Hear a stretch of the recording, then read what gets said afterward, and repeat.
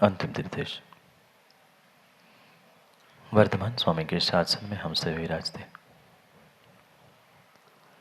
और उनकी यह पावन पीयूष देशना हम सभी के लिए परम उपकारी है। अनादिकाल से हमारी आत्मा में जो जन्म, जरा और मृत्यु रूपी रोग लगे, उन रोगों का उपशमन करने वाली कोई परम औषधि है तो वह एकमात्र यह जिनवाणी। बाप आत्माओं, कितनी गजब की बात है।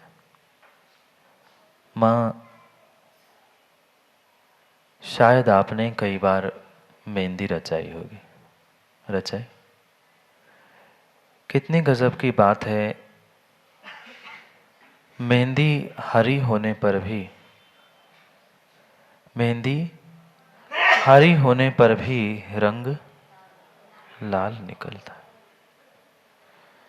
ऐसा शायद कहा भी जाता है, सुना भी होगा, मेहंदी रंग लाती है सूख जाने के बाद। कितनी कितनी गजब की बात है। दिखने के लिए तो वह हरे रंग की दिखने वाली वह मेहंदी भी जब ऊपर की मेहंदी छूट जाती है तो रचती लाल रंग से। बिल्कुल बिल्कुल, कई सारे व्यक्ति और कई सारे घटनाएं जीवन में ऐसी ही होती है कि दिखने के लिए कुछ होती है और उसका रंग कुछ और ही होता है। दिखने के लिए, कहने के लिए कितनी ही हरी वह मेहंदी क्यों ना हो, ये भी शायद माताओं ने देखा होगा। माँ, जितनी जितनी गहरी हरे रंग की मेहंदी होती है उतना ही गहरा लाल रंग चढ़ता है। जबकि दोनों रंग पंडित जी बिल्कुल भिन्न थे। कहाँ हरा रंग और कहाँ लाल रंग। कुछ आसपास के हरे, पीले, नीले आदि रंग फिर भी समझ में आते, पर कहाँ हरा रंग और कहाँ लाल रंग। जीवन में भी कई बार व्यक्ति के साथ यही होता है।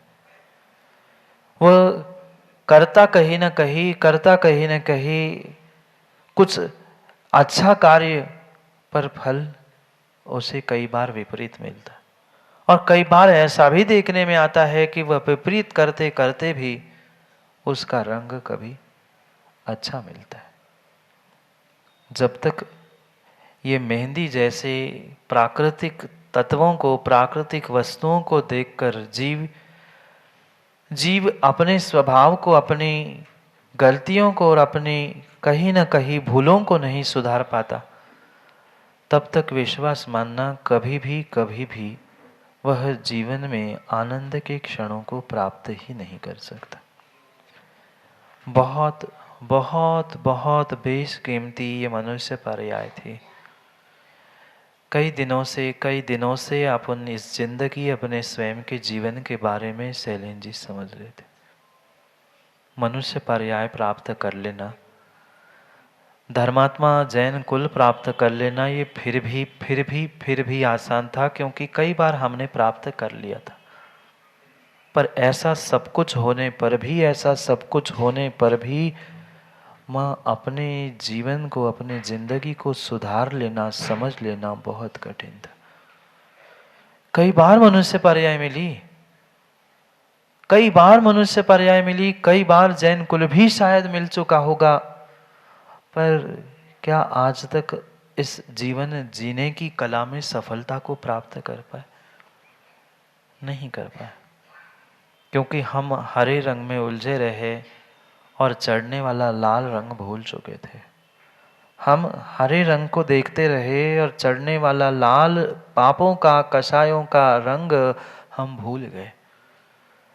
कहीं न कहीं व्यक्ति इस प्रकार से उन विषय कषायों में उलझ जाता है कि वह भूल जाता है इन विषय कषायों के निमित्त से आज भले ही हमें ठंडक मिल रही है, हरा रंग दिख रहा है, पर फिर भी जब रंग लाएगी मेहंदी जब रंग लाएगी ये विषय कषाय, तब वह कर्मों की पापों की लालिमा के साथ ही डॉक्टर अशोक आपको मिलेगी। इंसान जब तक ये मन बंदर, चंचल मन बंदर को आप रोकने का, संभलने का और समझाने का प्रयास नहीं करोगे, तब तक विश्वास मानना वह विषय रूपी वृक्ष पर चढ़ेगा, पता नहीं कितनों को तहस नहस करेगा और स्वयं का भी जीवन बर्बाद करेगा। क्या करे? एक एक इंद्रियों के विषयों के पीछे व्यक्ति कहाँ कहाँ पहुँच रहा है, क्या कुछ नहीं कर रहा है, उसको स्वयं को भी उसका थोड़ा सा भी भान नहीं है। कहीं न कहीं विषय नहीं तो कषाय, कषाय नहीं तो विषय, दोनों में से कहीं न कहीं एक व्यक्ति को हर समय हर दम चाहिए। थोड़ा सा कषायों में विराम ले लिया तो तुरंत सोचता है चलो विषयों में प्रवृत्ति कर लूं।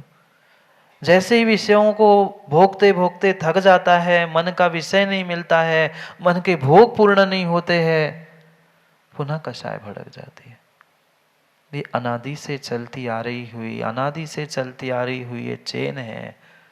जब तक ये चेन खंडित नहीं होगी, इस श्रृंखला को आप तोड़ने का प्रयास नहीं करोगे, तब तक वास्तव में जीवन का सुख, जीवन का आनंद मिलने वाला नहीं है।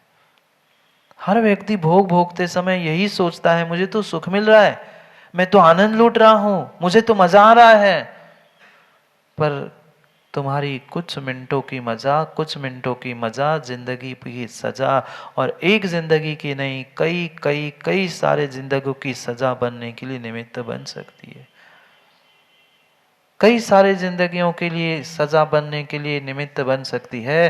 पर हर व्यक्ति मजा लूटना चाहता है, हर व्यक्ति मजा लूटना चाहता है, हर कार्य में मजा लूटना चाहता है।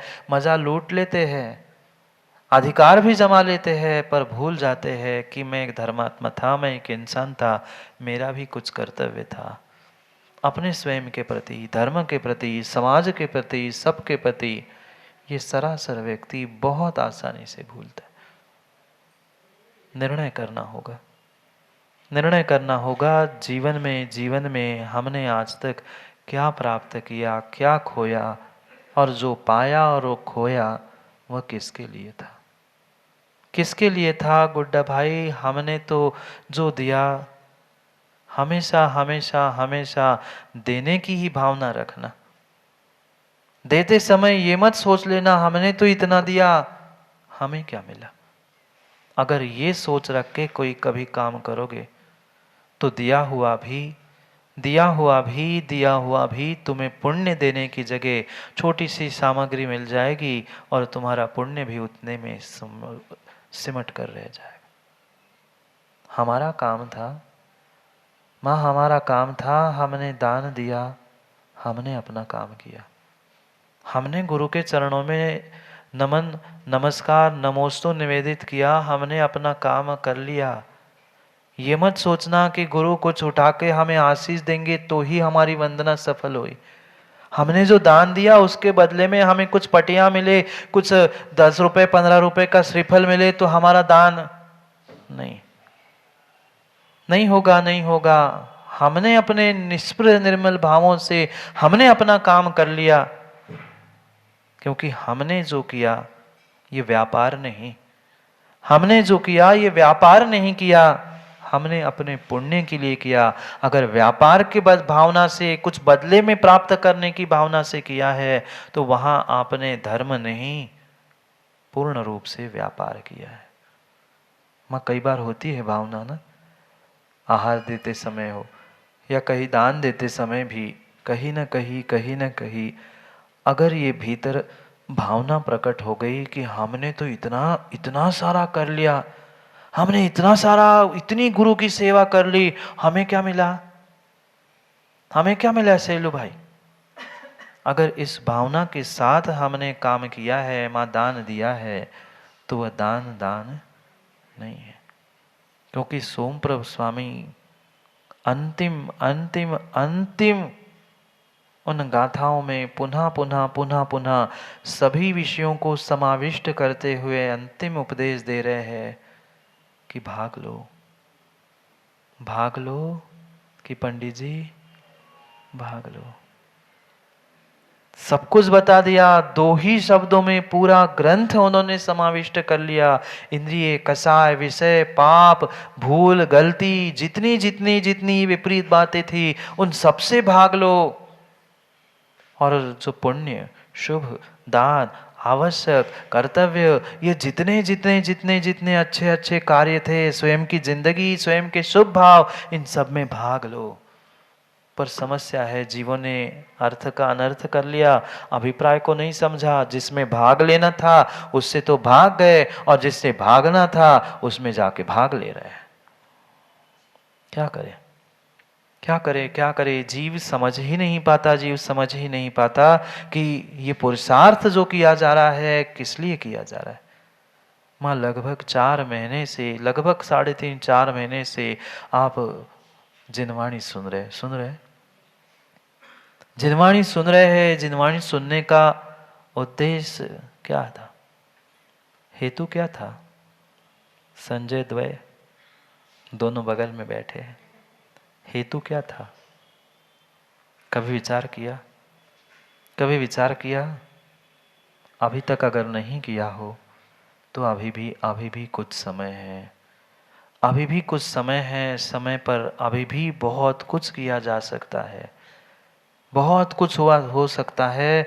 भले ही जीवन भर की साधना, जीवन भर की साधना एक तरफ है, पर पंडित जी जब भी मोक्ष होगा कितने घंटे लगेंगे, कितने घंटे लगेंगे, कितने मिनट लगेंगे? ना घंटे ना मिनट, मात्र और मात्र 5 अल्प अक्षरों का उच्चारण करने में जो छोटा सा थोड़ा सा समय लगता है, उतने में मोक्ष हो जाएगा। और यहां मोक्ष हुआ, सिद्धशिला जाने में कितने घंटे?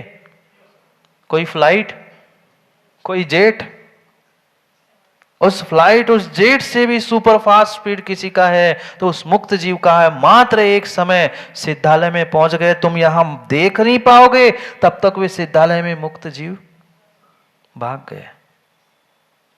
उन्होंने भाग लिया सिद्धालय में, क्योंकि विषय कषायों से वे भाग चुके थे।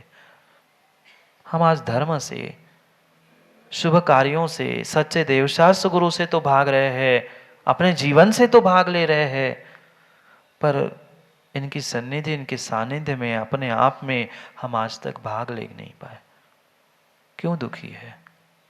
क्यों घर में समस्याएं है? क्यों परिवार में मां क्लेश है? ऐसा तो भले ही आप कहो नहीं कहो, पर ऐसा विरला ही कोई परिवार, कोई घर होगा जहां कहीं ना कहीं बर्तन नहीं बचते। वो बर्तन तो ठीक ही है, ये बर्तन नहीं कह रहा हूं, मुंह के बर्तन हो, चाहे हाथ वाले हो, चाहे और भी हो। क्यों क्यों ऐसा हो रहा है? क्योंकि व्यक्ति न स्वयं के जीवन को संभाल सकता है, न स्वयं के जीवन को संभाल पा रहा है, न घर परिवार समाज के जीवनों को, उन जीवों को संभाल पा रहा है। और शायद इसीलिए ये नीति रीति के ग्रंथों को, व्यक्तियों को, जीवों को आज इस पंचम काल में समझने की बेहद बहुत आवश्यकता। बहुत बहुत आसान है बीसेन साहब, सब छोड़कर ग्रंथों को लेकर बैठ जाना, भगवान के सामने माँ 8-8, 10-10 घंटे बैठ जाना बहुत आसान है, कोई बड़ी बात नहीं। पर जिनके साथ रह रहे हैं ना, जिनके साथ 24 घंटे रह रहे ना, उनके साथ अच्छा व्यवहार करके जी लेना, ये बहुत बड़ी बात है। भगवान गुरु तो कभी कुछ कहने वाले नहीं, करने ही वाले नहीं। रहना जिसके साथ था ना, जिनके साथ रहते हो, जिस घर, जिस परिवार, जिस समाज में रहते हो ना, जिनका नमक खाया है, जिनका नमक खाया है, उनके साथ ईमानदारी से जीना, ये वास्तविकता में धर्मात्मा की पहचान थी। महाराज हम तो अपने घर का ही नमक खाते हैं, दूसरे के यहाँ कहाँ नमक खाते?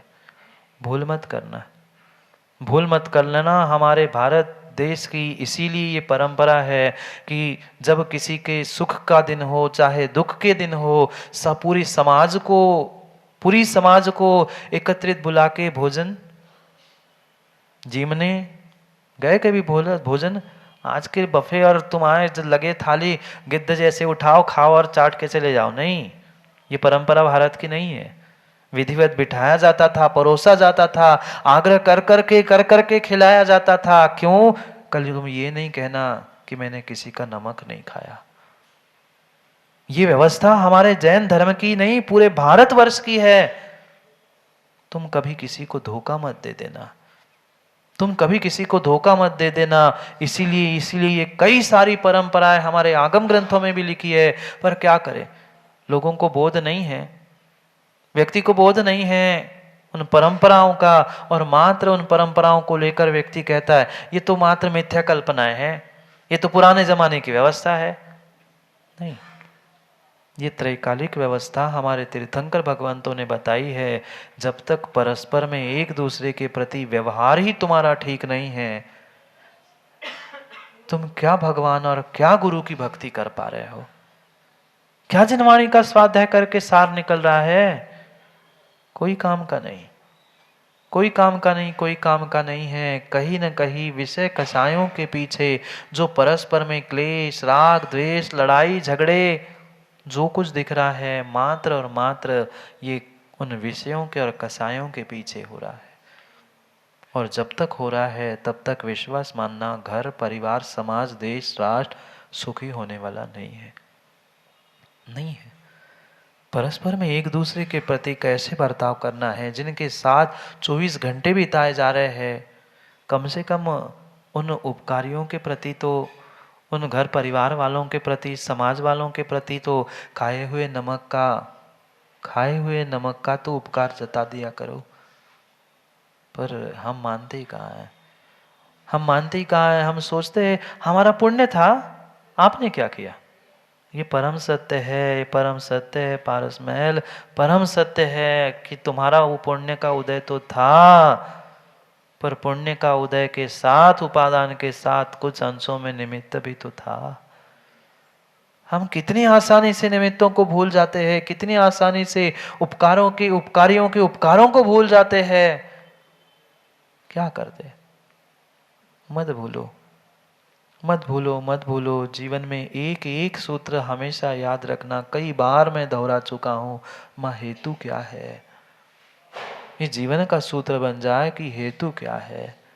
क्या भोगों में, कषायों में मात्र जल जल कर मरने के लिए, लाल पीला काला होने के लिए ही मैंने ये मनुष्य पर्याय प्राप्त की थी?